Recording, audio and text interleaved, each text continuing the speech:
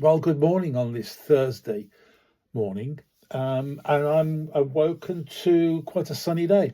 And it's going to be like that for the rest of the day till perhaps early evening when it might rain. Who knows?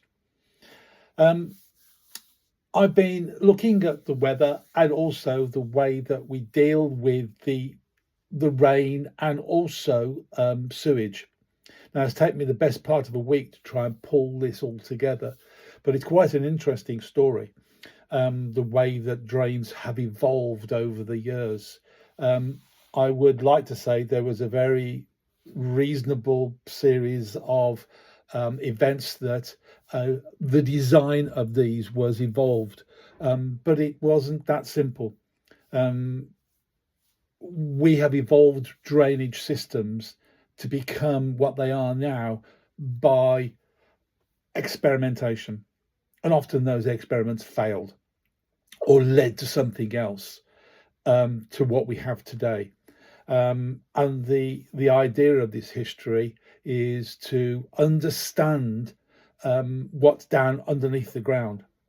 Now, if you're an architect, surveyor, technician, technologist, there is every chance that you are going to have to deal with the idea that you're going to connect a new system to an old system. And so the idea behind this little story is to make you understand what might be there and the reasons it's there. From a single pipe system to the dual storm and foul pipe systems, through to cesspits, through to small treatment plants, and the ideas of how we could develop the different systems. And I'm just looking through my list at the moment, where we've got the great stink of London that developed certain ideas, through to the way that Birmingham developed a system that was now used virtually all over the world.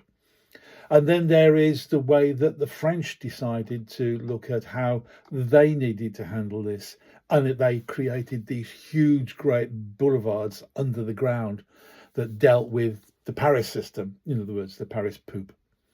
So we've got a development system that throughout the world has changed and looked at all the different systems that are out there and made it work for them.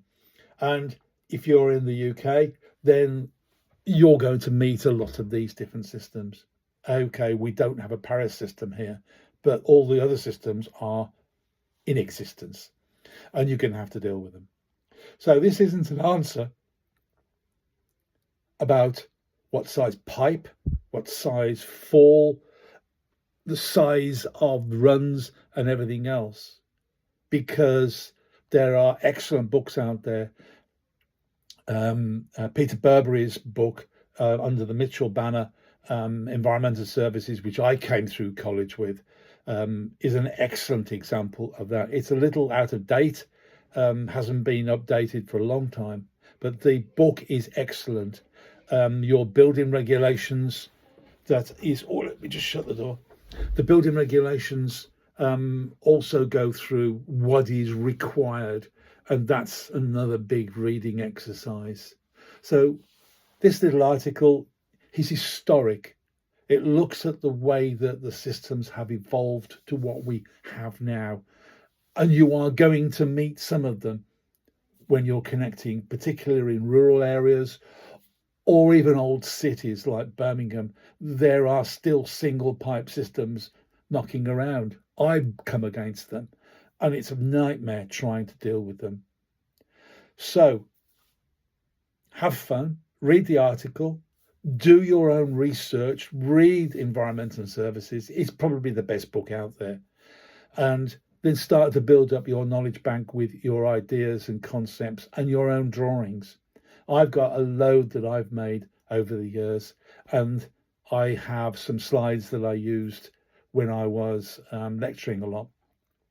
So go and have a look at all this, bring it all together, create your own knowledge base, and hopefully my little article, which is 5 or 6 minutes read, will be useful for you. Okay, cheers, and have a nice day.